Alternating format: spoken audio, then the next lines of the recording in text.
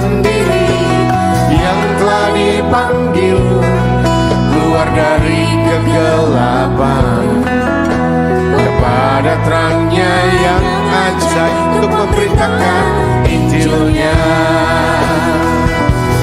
Itulah jemaat Tuhan Yesus Kristus, yang penopang dan dasar kebenaran. Sebuah kantong kulit yang baru untuk anggur yang baru, suatu umat bagi namanya.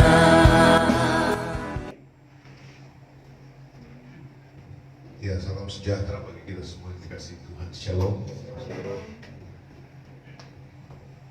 Sebelum kita dengarkan firman Tuhan pagi ini, kita mau berdoa. Namun sebelum kita berdoa, saya mau beritahu bahwa sesuai instruksi sebenarnya PSBB ini di hampir berbagai tempat di kota Jakarta ibadah belum diperkenankan. Walaupun ada yang diperkenankan, sangat terbatas seperti biasa. Nah, kita sendiri mensiasati dengan menyelenggarakan ibadah online seperti banyak gereja lakukan, live streaming.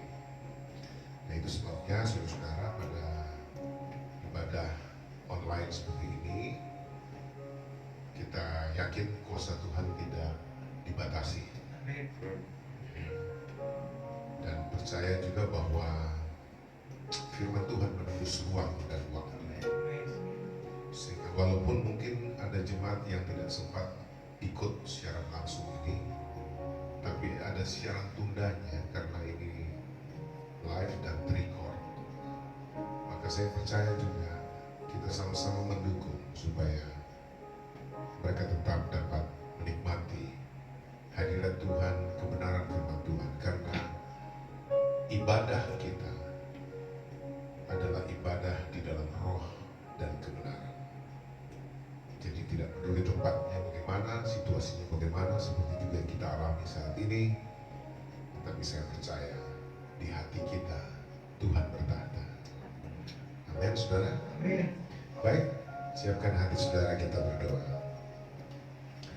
Tuhan, bukalah pikiran setiap kami, agar dengan pikiran yang terbuka kami dapat mengerti kitab suci yang akan kami baca dan renungkan bersama. Terangilah mata hati setiap kami, agar dengan mata hati yang Engkau terangi kami dapat mengerti akan indahnya kekristenan yang Kau anugerahkan bagi kami. Dan kawalah kami dengan roh hikmat dan wahyu, agar kami dapat bertumbuh dewasa di dalam pengenalan akan Tuhan secara baik dan benar, agar kehidupan kami dapat mempresentasikan Kristus, dan orang-orang yang melihat Kristus di dalam kami, mereka boleh dibawa kepada keselamatan juga seperti kami telah Engkau menangkan karena Injil. Terima kasih Tuhan, kami siap untuk mendengar firman-Mu, dan terutama kami mau merenungkannya dan melakukannya dalam hidup kami sehari-hari. Dalam nama Yesus kami berdoa, kami mengucap syukur. Amin.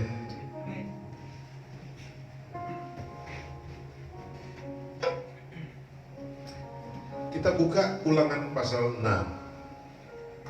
Kalau bisa buka Ulangan pasal 6 ya.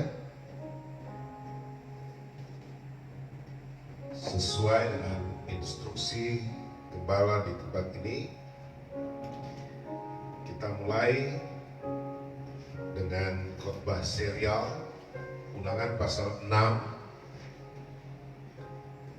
Saya akan membawakannya dengan model naratif. Jadi khotbah ini adalah khotbah narasi. Saya akan ikut cerita di dalam kitab Ulangan ini karena kitab Ulangan merupakan pengulangan dari kisah terpanggilnya Israel, bagaimana perjalanan Israel bersama Tuhan, dan bagaimana Tuhan punya rencana untuk membawa Israel keluar dari Mesir. Pengisahan terhadap perjalanan di padang gurun sekaligus untuk membentuk Israel agar sampai kepada tanah perjanjian yang telah dijanjikan oleh Tuhan. Dan saudara-saudara yang terkasih dalam Tuhan, mari saya mengajak saudara buka kitab Ulangan pasal 1, kita mulai. Saudara yang punya handphone bisa buka di handphone ya. Dan yang tidak punya gak apa-apa, dengar saja, karena iman timbul dari mendengar akan firman. Musa meriwayatkan pengalaman di Gunung Horeb. Ini perikop yang pertama. Kalau waktunya cukup nanti kita akan coba membahas sampai 2 atau 3 perikop.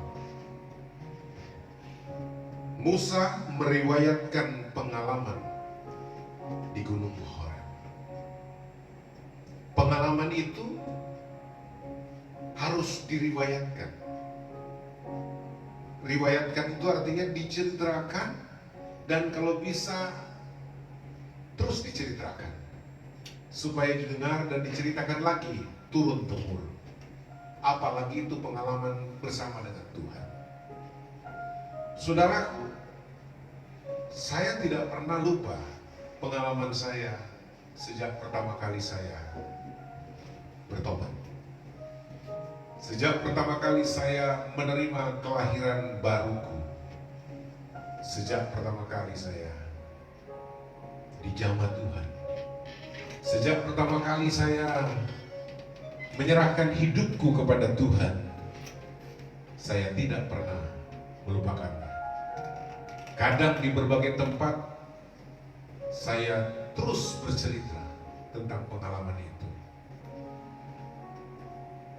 Lalu kemudian saya mendapatkan peneguhannya bahwa seperti yang dikatakan Alkitab, Musa sendiri pun meriwayatkan pengalaman di Gunung Horeb. Gunung Horeb itu adalah nama lain dari Gunung Sinai, saudara-saudara, di mana Tuhan berfirman kepada umatnya. Tuhan menyatakan diri di Gunung Horeb, dan Tuhan mulai membuat kesepakatan dengan umatnya supaya mereka mentaati Tuhan dan Tuhan melakukan apa yang menjadi bagian Tuhan. Kalau dalam hidup saudara engkau mengalami perjumpaan pribadi dengan Tuhan, mengalami hal-hal yang Anda yakin itu Tuhan, kenapa tidak? Ceritakan itu, riwayatkan itu, saksikan itu.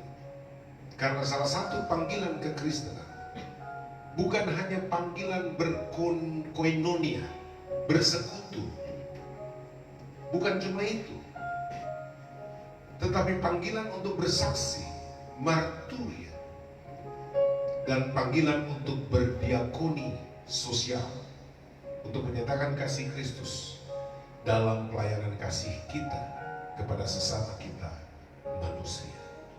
Itu Kristen sejati. Kekristenan tidak hidup di biara-biara, mengurung diri di tempat-tempat terpencil, hanya berdoa, hanya menyembah, hanya baca kitab suci, tapi tidak mau keluar dalam kehidupan nyata di tengah-tengah masyarakat dunia untuk menjadi saksi. Itu bukan kekristenan. Bahkan Yesus sudah menarik keluar umatnya dari penjara elitis agamawi yang dialami oleh Israel dengan sistem kepemimpinan elitis agamawi yang dikuasai oleh para ahli Taurat, orang Farisi, dan golongan-golongan lainnya. Mereka hanya berkutat di sekitar mereka sendiri, peribadatan mereka sendiri, dan terus seperti itu. Bahkan Tuhan panggil mereka untuk menjadi saksi, supaya lewat Israel, Allah yang hidup, Allah yang benar, Sang Pencipta langit dan bumi serta segala isinya, Sang YHWH, Yehova Elohim, Adonai, diberitakan ke bangsa-bangsa lain. Tapi mereka tidak keluar untuk menjadi saksi. Maka ketika Allah datang dalam rupa manusia, Allah merubah sistem yang telah dirombak oleh mereka itu, dikembalikan kepada tatanan awal. Israel diformat ulang melalui suatu umat baru yang Yesus sendiri bentuk, yang namanya jemaat Tuhan Yesus Kristus, yang dibangun di atas dasar para rasul dan para nabi, dengan Kristus Yesus sendiri sebagai batu penjurunya. Supaya apa? Jemaat yang baru ini sebagai kantong kulit yang baru untuk anggur yang baru. Itu tidak sama lagi dengan Israel, tidak sama dengan umat di perjanjian lama. Jemaat yang baru ini, jemaat Tuhan Yesus Kristus ini, yang dikenal juga dengan nama lain kekristenan, agar mereka pergi menyaksikan Kristus ke seluruh dunia dengan perkataan dan perbuatan dan karya-karya terbaik yang dapat dihasilkan oleh umatnya, agar mereka menjadi surat-surat terbuka bagi Kristus, agar orang bisa melihat Kristus di dalam kehidupan kita, agar Yesus dimuliakan dalam segala aspek kehidupan kita. Itu yang Tuhan mau. Itu sebabnya saudara, periwayatan itu harus dilakukan terus. Kita harus bercerita tentang Yesus. Kita harus mengisahkan pengalaman-pengalaman kita bersama Tuhan, agar kita sendiri dapat menjadi saksi Kristus. Amin, saudara. Begini kisah selengkapnya. Inilah perkataan-perkataan yang diucapkan Musa kepada seluruh orang Israel di seberang sungai Yordan, di padang gurun, di Araba Yordan, di tentangan Suf, antara Paran dengan Tofel, Laban, Hazezerot, dan di Zahab. 11 hari perjalanan jauhnya dari Horeb sampai Kades Barnea melalui jalan pegunungan Seir. 2 ayat pertama ini bercerita tentang tempat-tempat dari mana kemudian asalnya Israel yang dipimpin oleh Musa itu bergerak, sampai kemana, melalui apa. Itu diceritakan, dikisahkan. Karena Israel tidak sekonyong-konyong. Tiba-tiba dari Mesir hilang perjalanannya, gak dikisahkan. Tiba-tiba ada di sungai Yordan, tiba-tiba ada di Kanaan dan seterusnya. Enggak, ada periwayatannya. Makanya saya bangga dengan kitab suci Alkitab kita ini.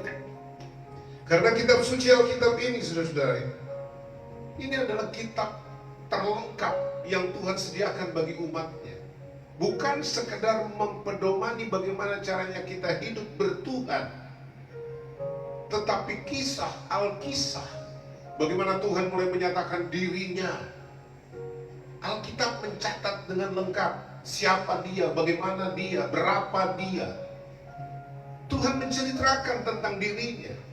Tuhan menceritakan tentang apa maunya, apa yang menjadi kehendaknya, bagaimana dia inginkan dalam penciptaan manusia yang diciptakan seperti dirinya. Tuhan mau supaya manusia menjadi sekutu Allah, manusia menjadi bagian dari Allah. Saudara-saudara kasih, saya mau ajak saudara merenungkan hal ini. Jadi hidup kita pun begitu kan? Kita dari mana asal kita? Tempat kita, bertolak dari mana kita? Nggak usah menyembunyikan identitas kita. Jangan takut orang tahu kita dari mana, latar belakang kita. Mungkin latar belakang kita dulu kelam. Kita ada di dalam kehidupan yang penuh dosa, manusia lama, kungkungan kita ada di Mesir, diperhamba dan seterusnya dan seterusnya. Perhambaan duniawi, perhambaan daging, bahkan perhambaan setan-setan iblis roh jahat. Kita menjadi hamba kejahatan. Ya, bukan maksud saya ceritakanlah itu dengan bangga, bukan. Tapi tidak perlu orang-orang Kristen takut kalau misalkan ditahu kehidupannya masa lalu, apa adanya dia. Karena apa? Toh kita diselamatkan ketika kita masih berdosa, bukan? Halo? Kita dipanggil bukan waktu kita sedang baik-baiknya. Kita nggak pernah baik sebelum dalam Tuhan.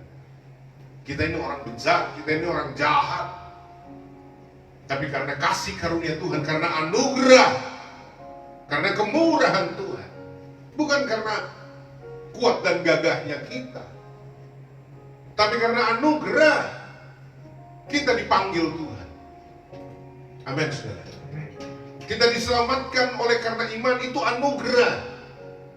Makanya dikatakan sola gratia, itu hanya oleh anugerah Anda dan saya diselamatkan. Itu bukan hasil usahamu, tapi pemberian Allah, grace. Itu pemberian Allah, itu anugerah. Tapi bukan anugerah tanpa dasar. Tuhan hanya menyatakan rahmatnya, anugerahnya, kalau Anda mengikuti apa yang Dia mau, Anda harus ikuti, yaitu percaya Yesus. Karena begitulah cara Tuhan menyelamatkan manusia berdosa. Tidak ada cara lain yang Tuhan tetapkan, hanya satu cara. Bukan oleh perbuatan baik manusia, karena tidak ada satupun perbuatan manusia yang baik dalam dosa, tidak dinilai Tuhan. Maksud saya, tidak ada satupun manusia yang berdosa mampu berbuat baik, dan perbuatan baik itu dinilai baik oleh Tuhan. Tidak ada. Semua perbuatan baik kita dalam dosa, dalam kehidupan berdosa yang tidak ditebus oleh Tuhan, yang belum ditebus oleh Tuhan, itu tidak bernilai apa-apa di dalam Tuhan.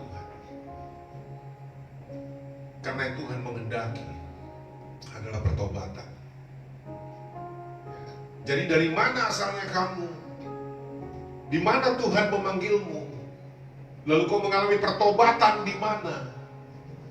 Lalu bagaimana Tuhan memprosesmu dari satu perjalanan ke perjalanan lain, dari satu tempat ke tempat lain? Tuhan membentukmu. Ceritakan itu. Jika apalagi ketika orang meminta, engkau mengisahkan bagaimana ceritanya Anda menjadi Kristen. Kapan mulainya Anda itu hidup dalam Tuhan? Seperti teman-teman saya dulu, sebelum saya bertobat, salah satunya ada di sini. Dari masa saya sekolah, dari SMP, bahkan kalau saya nggak salah SD, ada lagi yang sampai SMA, sampai saya kuliah di Hasanuddin University di kota Makassar. Ketika mereka sekarang tahu saya jadi pendeta, jadi hamba Tuhan, tidak sedikit mereka ketawa dan penuh tanda tanya. Kok jadi pendeta? Masa sih? Pendeta? Kayaknya ngenyeng banget gitu. Terus ada yang secara spontan belak-belakan bilang, saya nggak percaya, gue nggak percaya kalau lu jadi pendeta. Sorry, saya nggak percaya gitu loh. Kalau ingat masa lalu, aduh. Saya bilang jangankan kamu, saya sendiri juga nggak percaya saya bisa dipanggil Tuhan. Kalau saya jadi pendeta pun saya nggak percaya gitu. Bahkan saya nggak pernah bermimpi saya jadi hamba Tuhan. Tapi kalau Tuhan mau memanggil seseorang, nggak ada yang bisa menahan. Amin, saudara. Kalau Tuhan mau pilih saudara, siapa yang mau komplain? Dan saya mau kasih tahu, kalau Tuhan panggil saudara, Tuhan pilih saudara, Tuhan tidak pernah salah. Tuhan gak pernah gagal. Asal kau jangan menggagalkan rencana itu, asal kau jangan lari dari panggilan itu. Karena kita ini diciptakan dengan kehendak bebas kita. Tuhan mau kau diselamatkan, tapi kalau kau sendiri gak mau diselamatkan, Mestinya itu lahir dari kerelaan hati kita, saudara-saudara. Begitupun dalam panggilan ini kita diproses, dibentuk dari satu situasi ke situasi lain, dari satu tempat ke tempat lain. Dalam perjalanan hidup kita step by step, Tuhan terus membentuk kita. Tuhan terus beracara, berproses dengan kita. Sampai kita menjadi bejana yang Dia kehendaki. Atau kita dibentuk menjadi umat yang berkenan kepadanya. Makanya saya bilang, jatuh bangunnya saudara dalam Tuhan, dalam perjalanan ini, jangan pernah mundur, jangan pernah menyerah. Maju terus bersama Tuhan, karena Tuhan juga gak pernah menyerah urusin kita. Kalau Tuhan pernah menyerah urusin kita, mati kita, hancur kita, berantakan kita. Tapi kita punya Tuhan yang setia. Satu kali Dia pegang kita, Dia tidak akan pernah melepaskan kita. Ketika Dia mulai mengerjakan kita, Dia tidak akan pernah berhenti sampai pekerjaannya itu selesai. Itulah Tuhan kita yang namanya Yesus. Dahsyat. Saya bangga bertuhan Allahkan Yesus. Bagaimana dengan saudara? Saya percaya saudara akan berkata amin. Saya pun bangga punya juru selamat seperti Yesus Tuhanku. Pada tanggal 1 bulan 11 tahun ke-40, berbicaralah Musa kepada orang Israel sesuai dengan segala yang diperintahkan Tuhan kepadanya. Demi mereka, setelah ia memukul kalah Sihon, raja orang Amori yang diam di Hesibon, dan Og, raja negeri Basan yang diam di Asitarot dekat Edrei. Di seberang sungai Yordan, tanah Moab, mulailah Musa menguraikan hukum Taurat itu. Katanya, saya mau bicara ayat 3 dan 4 dulu, saudara-saudara. Pada tanggal 1 bulan 11 tahun ke-40, berbicaralah Musa kepada orang Israel sesuai dengan segala yang diperintahkan Tuhan kepadanya. Demi mereka, setelah ia memukul kalah Sihon, raja orang Amori yang diam di Hesibon, dan Og, raja negeri Basan yang diam di Asitarot dekat Edrei. Jadi ada waktunya kita berperang. Kita mengalahkan musuh-musuh kita. Kita berjuang, jangan diam. Pada waktu kita berperang, ketika kita berjuang, itu bukan waktunya bicara. Pada waktu kita berperang, saudara-saudara yang kekasih, waktu kita berjuang, kita bekerja keras, jangan banyak ngomong. Ada waktunya kita berbicara setelah semuanya beres. Tapi banyak kali kita ini terlalu banyak ngomong, gak ada kerja. Ini yang bukan ajaran Tuhan.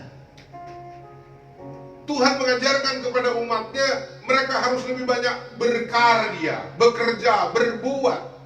Karena iman itu adalah perbuatan. Kita beriman tapi kita tidak melakukan sesuatu yang baik bagi Tuhan dan bagi sesama kita. Itu bohong besar. Coba lihat. Dan Anda mesti tahu bahwa di sini dicatat ada soal bicara waktu, tanggal, ya, bulan, dan tahun. Artinya kisah ini bukan kisah dongeng, bukan kisah fiksi. Ini merupakan kisah nyata, the true story. Catatan waktunya dapat ditelusuri, dan ilmuwan-ilmuwan historical itu sudah membuktikan keabsahan kitab suci Alkitab, termasuk penteraan tanggal, bulan, dan tahun. Makanya saya bilang sekali lagi, saya bangga punya kitab suci Alkitab. Bukan sekedar tanda kutip buku pedoman iman, walaupun itu yang terutama, ya, media Tuhan berbicara kepada kita, tetapi secara saintifis Secara keilmuan, kitab suci Alkitab amat sangat dapat dibuktikan keilmiahannya, keteologiaannya, kesejarahannya, dan semua aspek keilmuan. Mau menguji Alkitab, Alkitab sudah ribuan tahun membuktikan dirinya dapat dipercaya, dapat diandalkan sebagai buku Tuhan. Amin, saudara. Sejarahnya akurat, saudara-saudara yang kasih. Makanya saya berbicara dalam konteks ini, poin berikutnya ini yang saya mau bicarakan ini.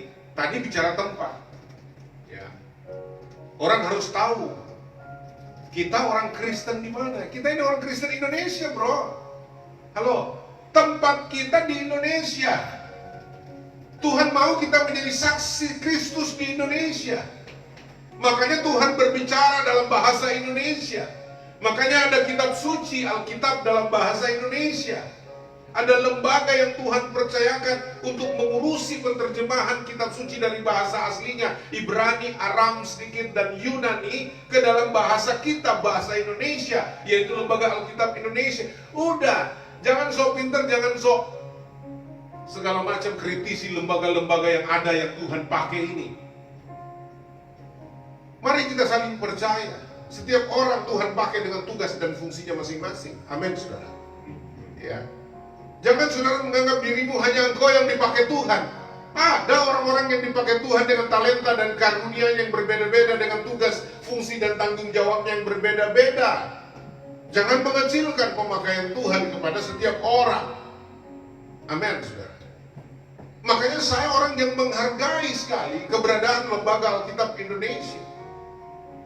Mereka yang ada di sana adalah orang-orang yang juga punya basic kepakaran dengan multi kepakaran yang ada, bersatu berpadu di bawah pimpinan bimbingan Tuhan.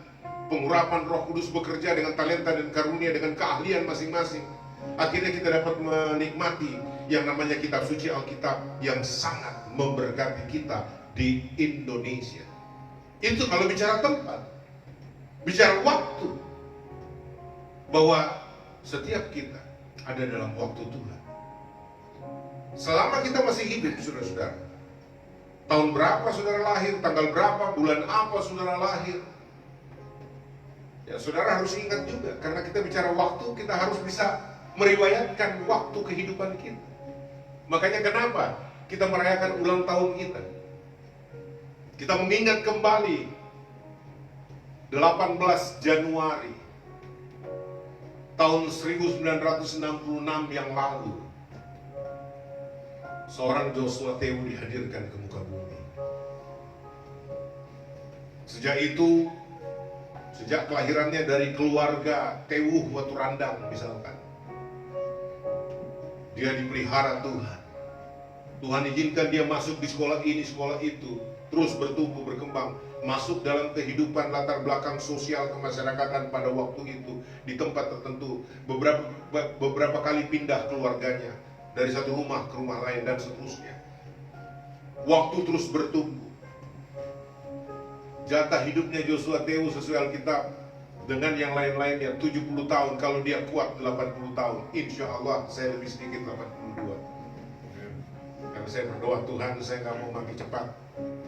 Saya mau mati umur 80 tahun minimal sesuai kata Alkitab, tapi kalau boleh bonus lebih 2.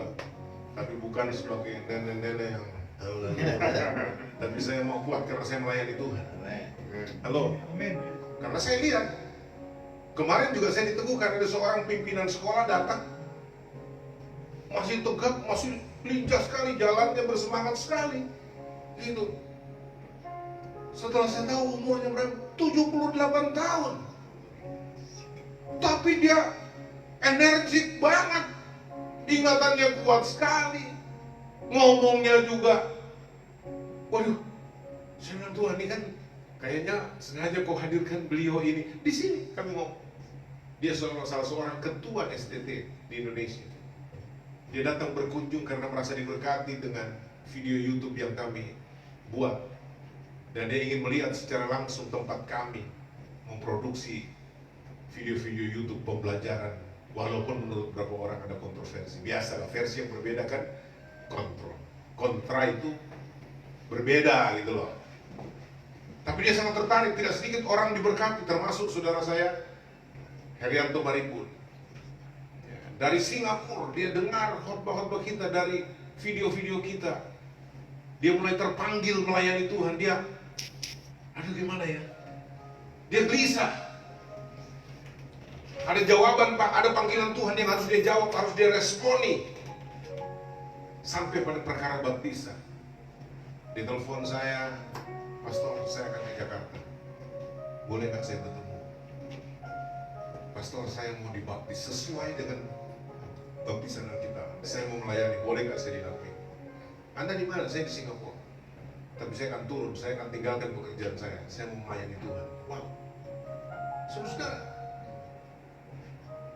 kita nggak tahu bagaimana Tuhan pakai kita. Kapan kita mulai dipanggil? Saya mulai dipanggil setelah saya kuliah semester 8. Sedang persiapan untuk mengajukan judul skripsi saya, sambil persiapan KKN. Dulu masih istilah KKN, kuliah kerja nyata. Lalu kemudian saya ikut sebuah retret. Saya ingat persis itu tahun 1987. Di retret itulah saya dijamah Tuhan. Saya bertobat. Saya menyerahkan diriku sepenuhnya kepada Tuhan. Saya ingat tempatnya, saya ingat waktunya, saya ingat peristiwanya.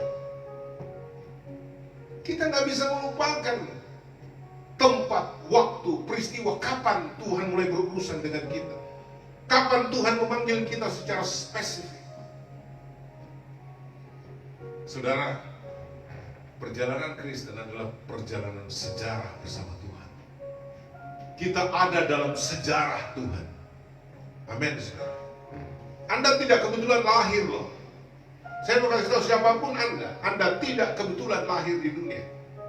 Bukan sengaja Tuhan pegang tanah, tiba-tiba nggak sengaja, nggak ada rencana, tiba-tiba Anda jadi. Enggak, Tuhan merancang kejadian. Amin. Maka kalau Tuhan punya rancangan, ketahuilah Dia punya tujuan untuk menghadirkan Anda di dunia ini. Maka konsekuensinya apa? Patuhlah, taatlah, supaya engkau betul-betul menjadi ciptaan yang sesuai dengan rancangan, rencana ilahi. Saya senang sekali baca ayat ini, saudara. Ada tempat, ada peristiwa, ada daerah-daerah, ada waktu yang diceritakan, saudara. Dan ayat yang keempat bilang, ada waktunya semuanya. Seperti yang juga direport oleh kitab pengkhotbah kan, untuk segala sesuatu di bawah langit ini ada waktunya. Jadi pada waktu kita bekerja keras, jangan terlalu banyak bicara. Kalau boleh jangan ngomong, dan selesaikan pekerjaan. Ada waktunya nanti kita bisa berbicara, kita bisa sharing, bisa meriwayatkan, bisa bercerita, bisa bersaksi. Dan saya kasih tahu saudara,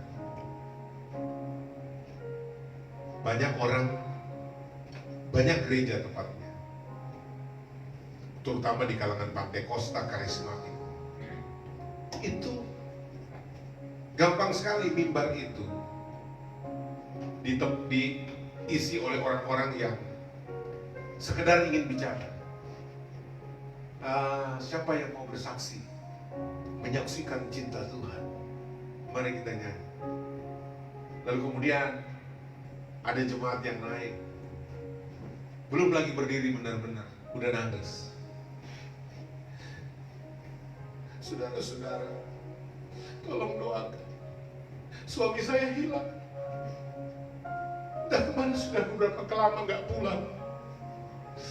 Mohon dukungan doa saudara-saudara. Ini bukan waktunya dan bukan pada tempatnya. Ini bukan kesaksian. Ini rata tangis keluh kesah yang tempatnya bukan di mimbar. keluh kesah kita, ratap tangis kita, doa pergumulan kita, tempatnya di ruang doa kita, tersembunyi di hadirat Tuhan, sampai kita menangkan persoalan kita. Barulah dengan kemenangan itu kita berdiri dan menjadi saksi. Mestinya orang yang maju bersaksi itu berkata, saudara, haleluya, segala puji bagi Tuhan. Orang mau tahu apa yang haleluya, apa yang segala puji bagi Tuhan.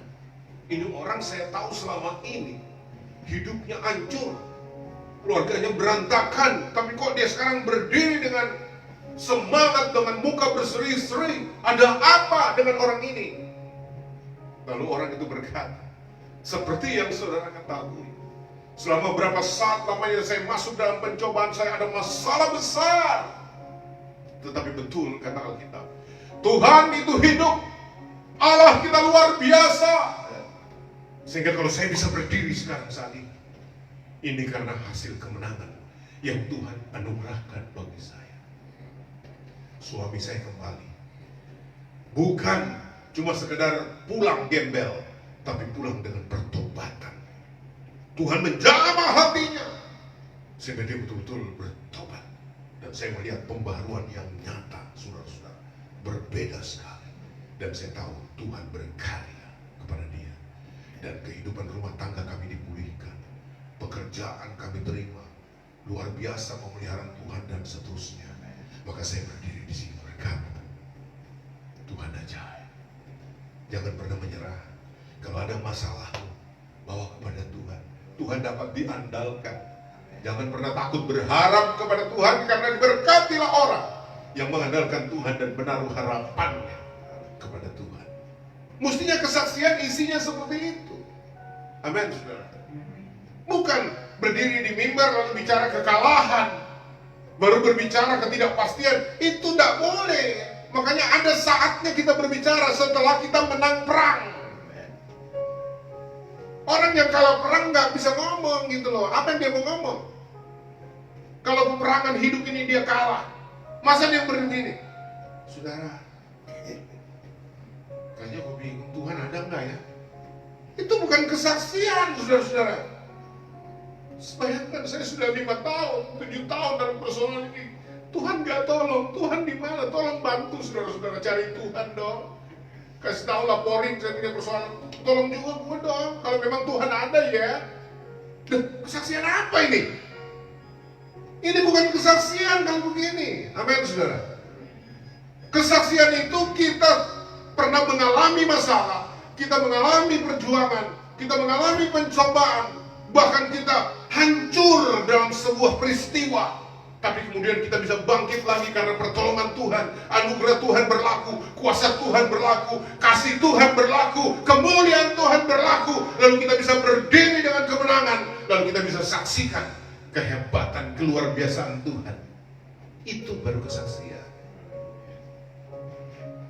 Lihat ayat 4 dikatakan, setelah ia memukul kalah Sihon, raja orang Amori. Setelah dia memukul kalah Og, raja orang Basan. Setelah dia menang perang, baru Musa bercerita tentang firman Tuhan, barulah Israel dengar. Kalau dibawa ke kepemimpinan Musa, Musa dikalahkan oleh musuh-musuhnya.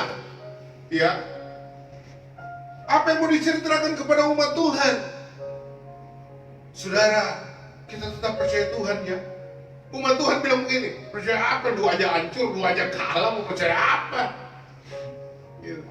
Saudara, tetap berdoa, tetap semangat ya, kata pendeta ini. Tapi jemaatnya tahu pendeta ini hidupnya tiap hari mengeluh. Jemaat bilang, Pak pendeta, Bapak berdoa dulu deh. Kan Bapak jadi figur kami, Ibu jadi figur kami. Mestinya Bapak tunjukkan dong dalam situasi dan kondisi ini Ibu gak takut gitu loh. Ibu gak khawatir. Walaupun saya tahu setiap manusia termasuk pendeta juga pasti punya masalah. Tapi kan Ibu jadi contoh, Bapak jadi contoh, teladan dalam menghadapi masalah. Ibu Bapak gak khawatir misalkan. Kami juga begitu, lihat, wah ini baru hamba Tuhan. Masalah sebesar apapun mencekam, dia tetap tegar. untuk menjadi contoh bagi yang lain. Jangan takut, Tuhan beserta kita. Jangan khawatir ya.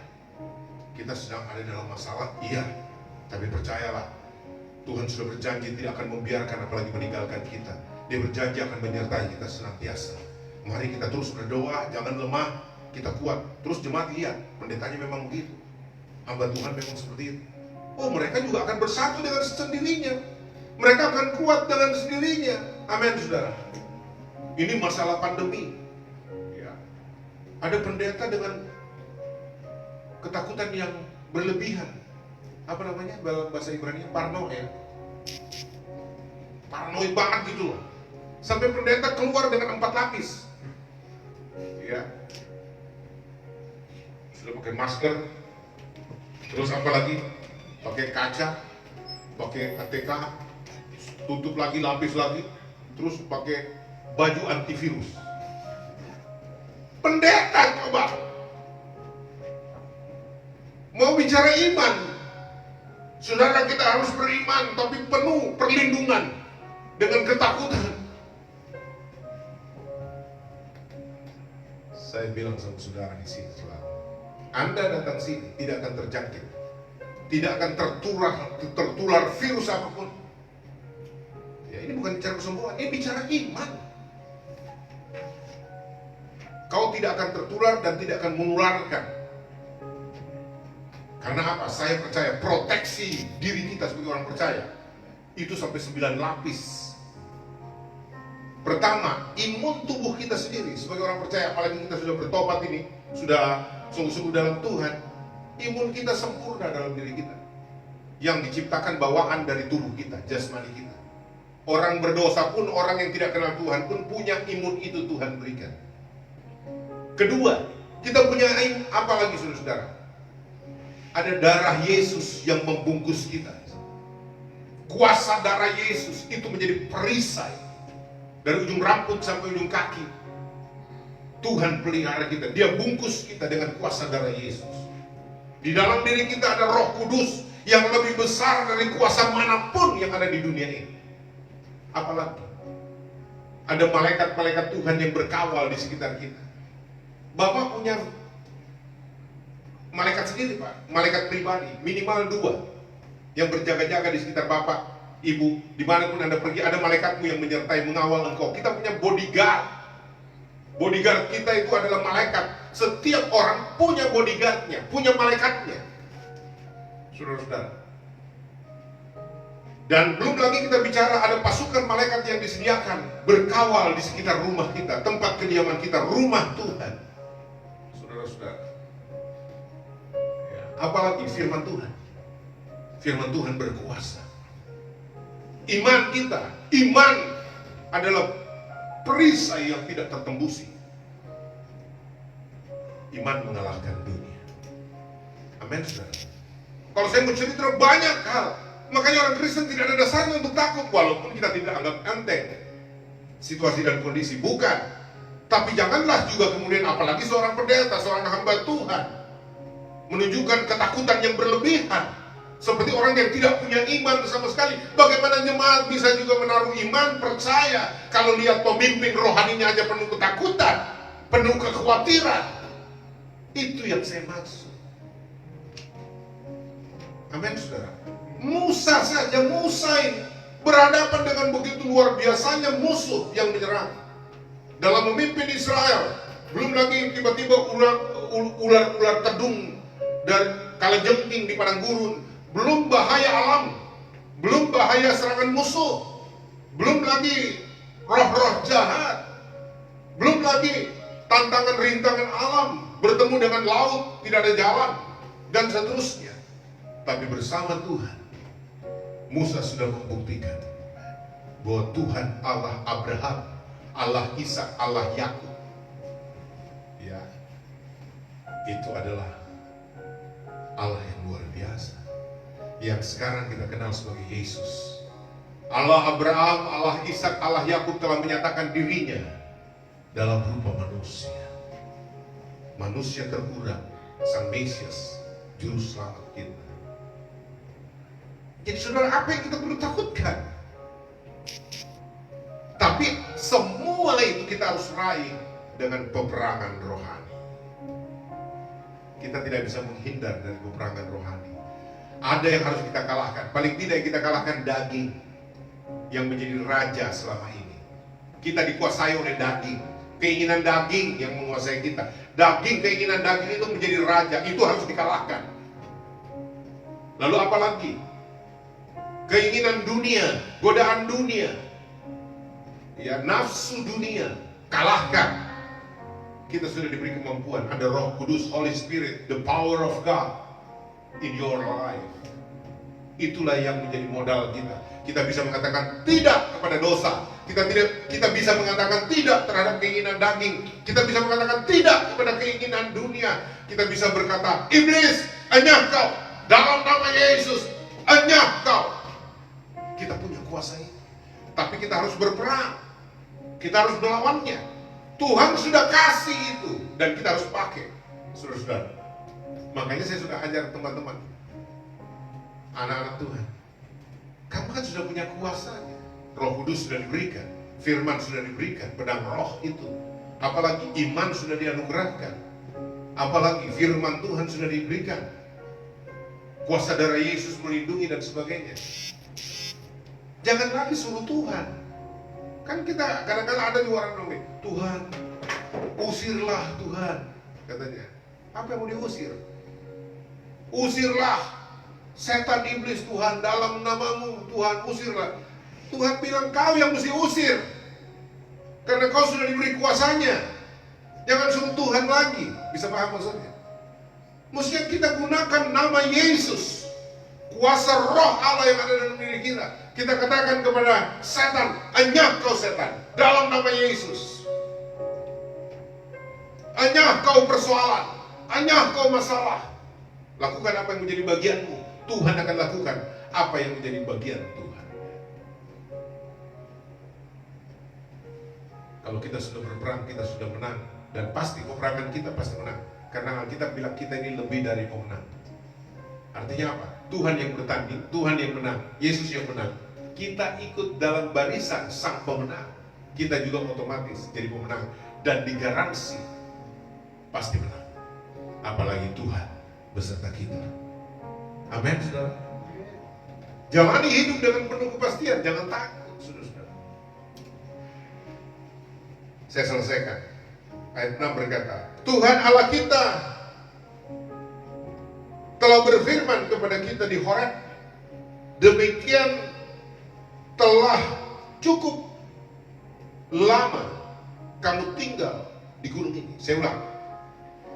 Tuhan Allah kita telah berfirman kepada kita di Horeb, demikian telah cukup lama kamu tinggal di gunung ini. Majulah, berangkatlah, pergilah ke pegunungan orang Amori dan kepada semua tetangga mereka di Araba Yordan, di pegunungan, di daerah bukit, di tanah Negeb, dan di tepi pantai laut, yakni negeri orang Kanaan, dan ke gunung Libanon sampai Efrat, sungai besar itu. Ketahuilah, aku telah menyerahkan negeri itu kepadamu.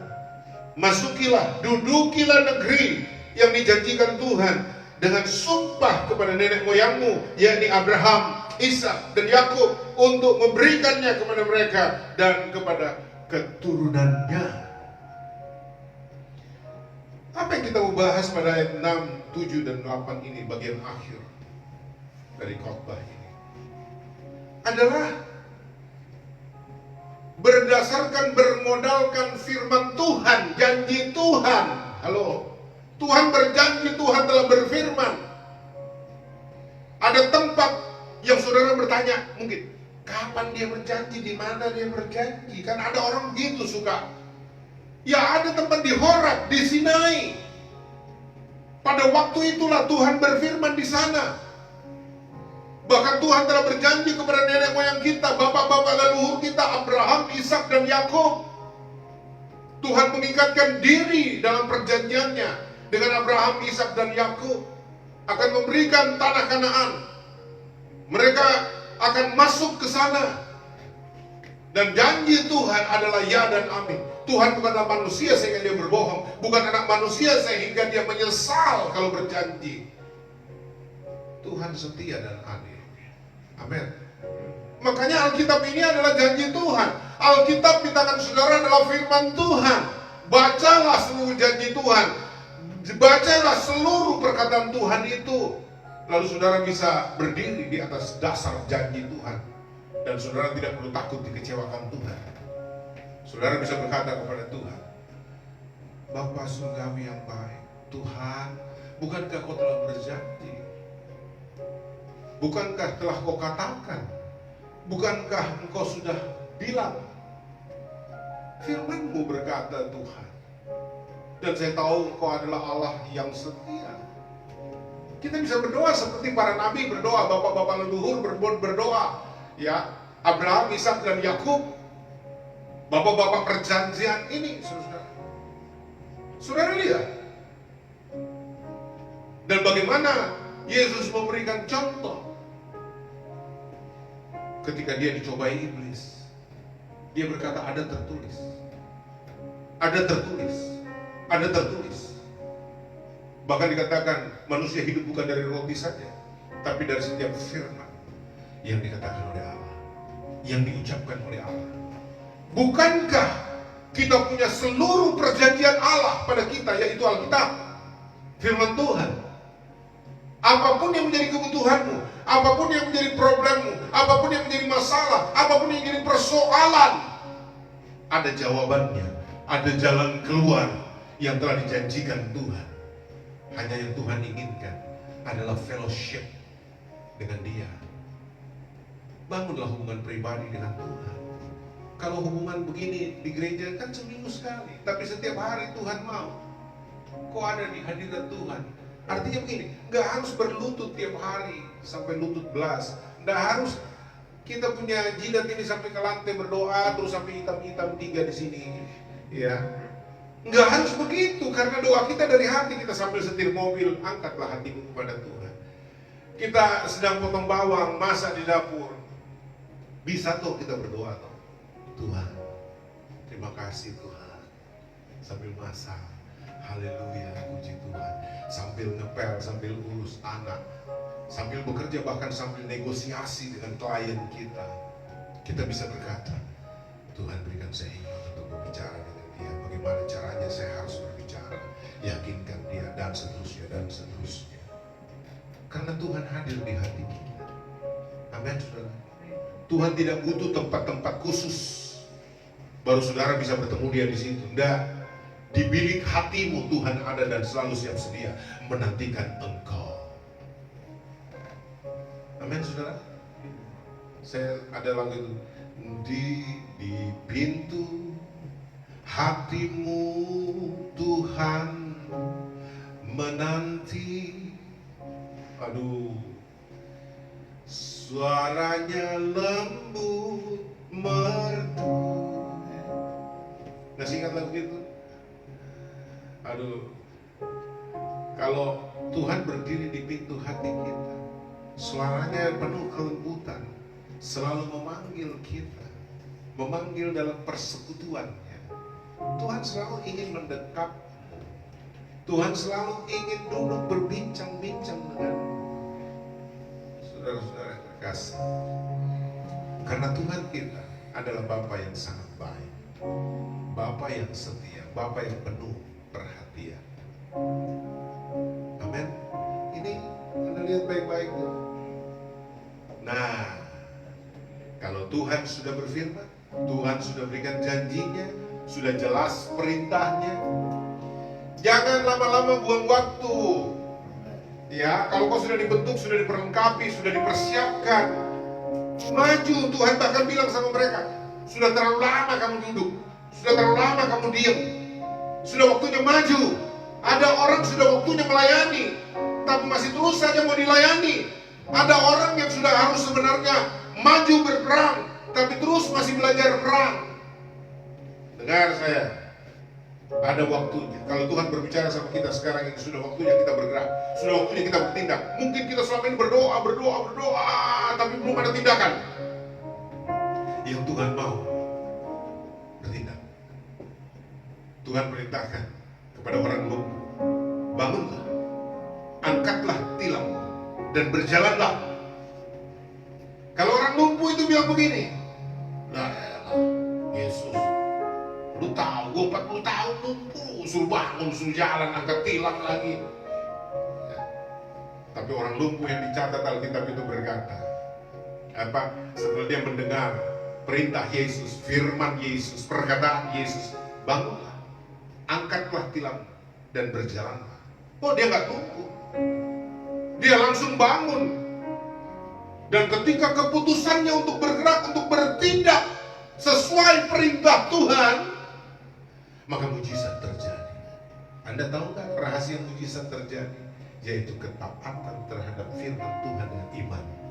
Hasilnya adalah mujizat. Apa saja, engkau bergumul berdoa. Ya, ada waktunya kita nggak berdoa lagi, tapi bertindak sesuai dengan doa kita. Amin. Anda yang jomblo sampai saat ini, saya mau kasih tahu sama saudara, mintalah jodohmu, tapi jangan diam terus, jangan tunggu orang datang. Zamannya sekarang, Tuhan tidak bawa lagi Hawa kepada Adam, tapi Adam yang harus datang kepada Hawa. Amin, saudara.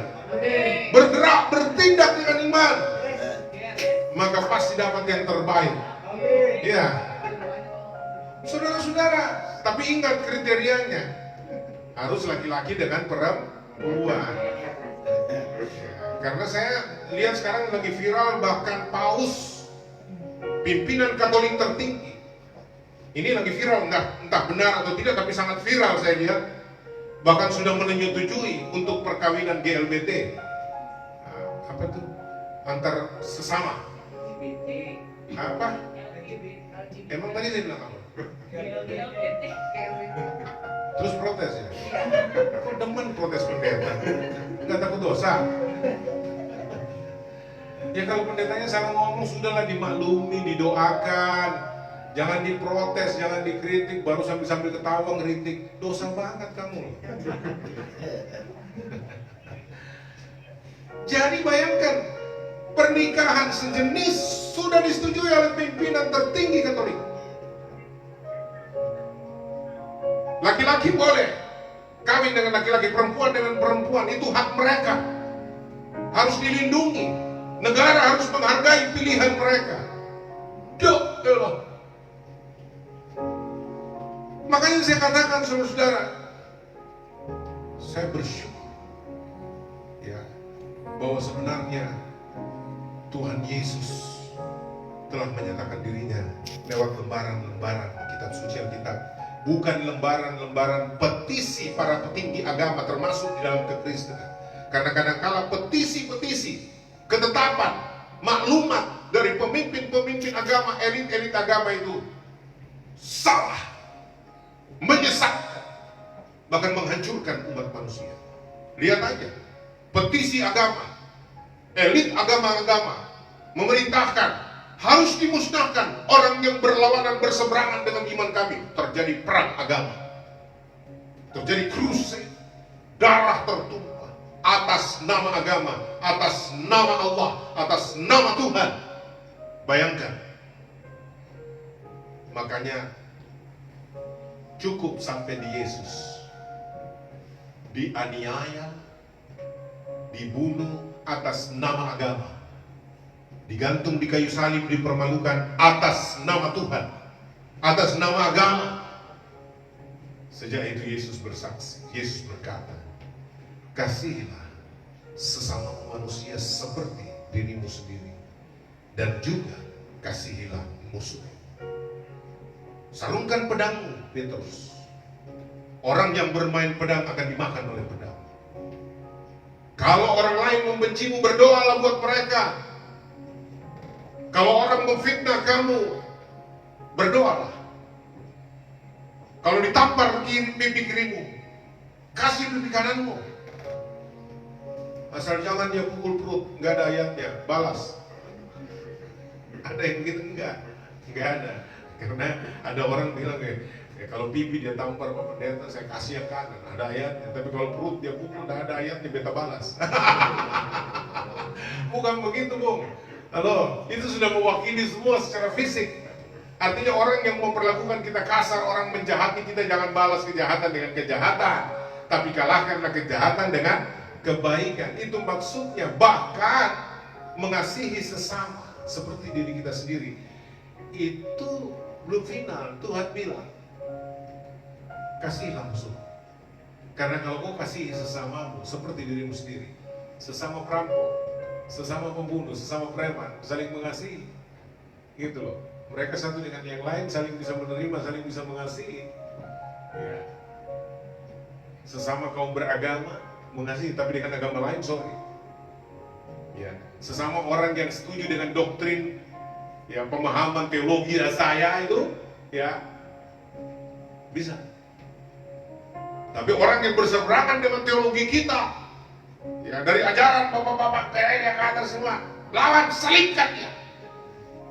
Bunuh mereka, katakan mereka sesat, bidat dan lain sebagainya. Wih, halo saudara, Yesus sudah hapus gaya begitu.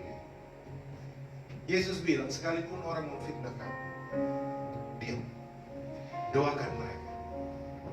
Halo, saya juga sebenarnya sudah belajar sih. Kadang-kadang nggak tahan juga, gitu. Ya, dibully, difitnah apa, pengen banget ya. Manusia lama kayaknya pengen bangkit dari antara orang mati. Ya. Tapi kan nggak boleh. Manusia lama kita sudah dikuburkan, sudah, jangan dibangkitkan lagi. Ya, kadang-kadang kita juga bilang, dia nggak tahu siapa gue. Bilang, bikin gondok aja. Jangan suka begitu ya. Lu nggak ada gondok, jangan suka ngaku-ngaku bikin gondok. Gitu, nanti ada gondok, lu baru nyesel-nyesel. Orang yang punya gondok aja berjuang dalam doa supaya gondoknya hilang. Lu bilang, lah, gondok gua naik. Berarti lu punya gondok dong. Jangan kalau marah jangan asal bunyi, jangan asal ngomong, nanti itu bisa terjadi gitu loh. Makanya lebih bagus, itu Roh Kudus kan ada penguasaan diri. Kalau Roh Tuhan ada dalam diri kita, ada penguasaan diri. Amin, saudara. Waduh, luar biasa firman ini, saudara. Ketahuilah aku telah menyerahkan negeri itu kepadamu. Ya, masukilah, dudukilah. Tuhan bilang sudah kuserahkan itu, tinggal kau bertindak. Masukilah, dudukilah. Biarpun Tuhan sudah serahkan Kanaan, tapi kalau Israel tidak mau masuk, Israel takut masuk, tidak mau menduduki tempat itu, bagaimana Tuhan bisa menyatakan kuasanya? Kadang saudara dengar baik-baik ini, bagian terakhir saya ingin tegaskan kepada saudara. Kadang yang Tuhan butuhkan dari kita supaya engkau diberkati, supaya engkau dapat jodohmu, supaya engkau menerima mujizat, hanya satu langkah keputusan. Putuskan dan ambil langkah iman dalam nama Yesus, maka ledakan itu terjadi. Yang jomblo menemukan jodohnya, yang butuh pekerjaan dapat pekerjaan indah, yang butuh disembuhkan, dan seterusnya, dan seterusnya. Hanya butuh satu keputusan iman dan ambil tindakan iman. Begitu kau dengar firman Tuhan, terima kasih Tuhan, siap melakukan firman. Pasti Tuhan berkati. Amin, saudara. Maju terus dalam Tuhan. Jangan pernah takut. Firman Tuhan telah kau dengar. Riwayatkan itu, ceritakan. Tapi tidak mungkin kau bisa ceritakan firman Tuhan yang berkuasa kalau kau sendiri belum pernah mengalami kuasa Tuhan. Alami dulu kuasa Tuhan itu, menang dulu bersama Tuhan, baru kau bisa saksikan itu. Haleluya, luar biasa. Amin. Sampai sini firman Tuhan, kiranya Tuhan memberkati dan menolong, menguatkan kita, menghibur, meneguhkan kita. Saya undang Herianto Marimun, bisa maju ke depan.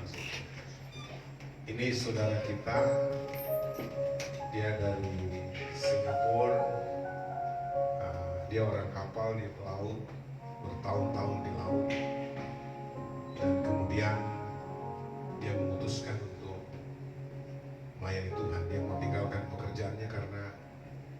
bercerita pekerjaannya itu penuh dengan dosa. Di kapal itu, aduh, segala kejahatan. Dia nggak mau lakukan, dipaksa. Padahal dia sudah bertobat, Tuhan saya nggak mau ini. Tapi hanya dia sendiri yang tidak melakukan. Dia terancam dibuang di laut. Jadi dia harus melakukannya dan seterusnya. Akhirnya dia buat keputusan. Dia harus meninggalkan tempat itu. Dan dia memang sudah Tuhan taruh panggilan dalam diri. Akhirnya saudara-saudara, dia WA, dia telepon, dan bahkan dia minta dibaptis sebagai momentum dia untuk bergerak maju dalam dimensi Tuhan. Kemarin kita telah melakukan pembaptisan. Ya, beberapa orang pengerja juga menyaksikan itu dan ada dokumentasinya di kolam renang apartemen Kalibata City kita ini, saudara-saudara. Dan dia resmi hari ini menjadi anggota jemaat kita di tempat ini.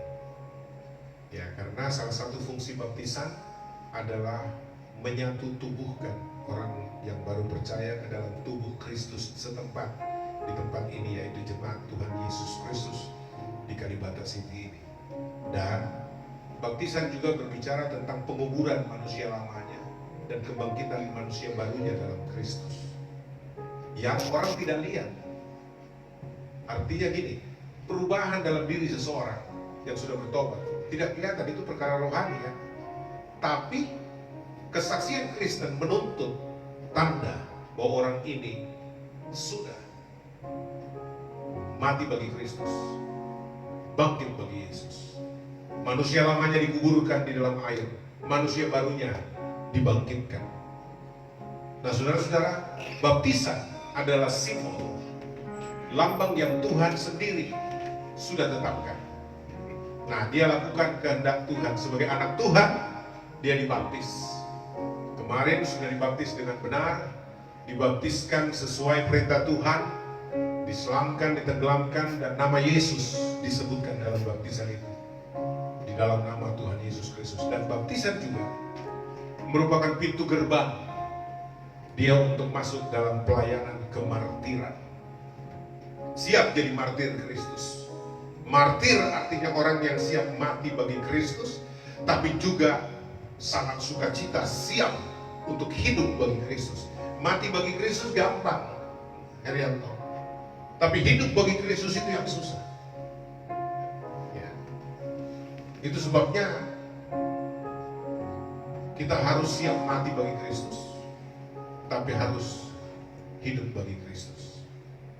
Nah, di depan saudara, saya menyatakan kita terima saudara Herianto Marimbon jadi anggota kita, dan sekaligus kita memutusnya untuk menjadi misionaris di tempat dia akan tuju di daerah Palopo, Sulawesi Selatan.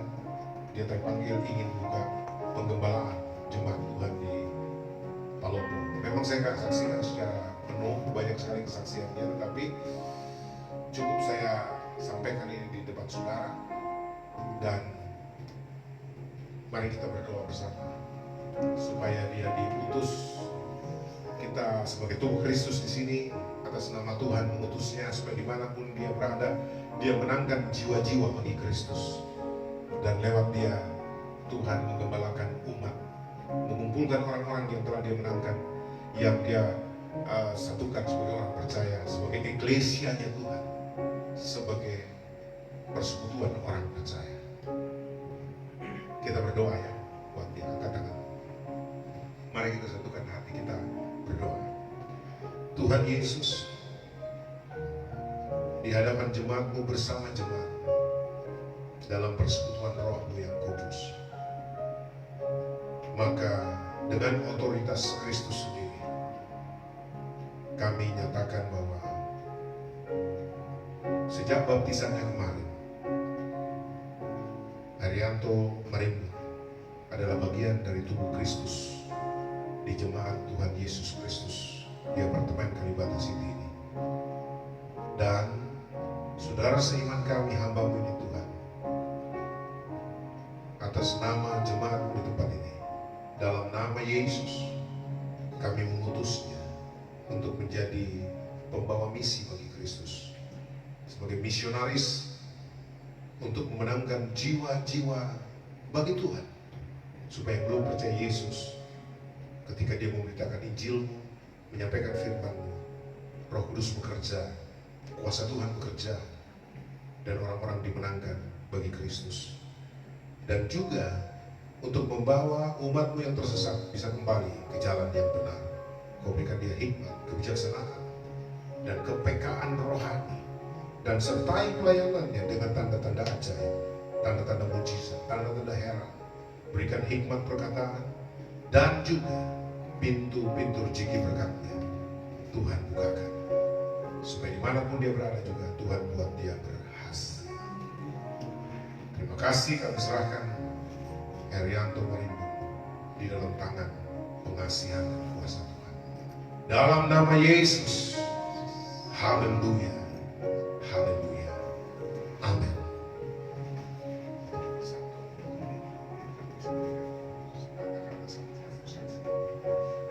Shalom saudara-saudara seiman dalam Kristus.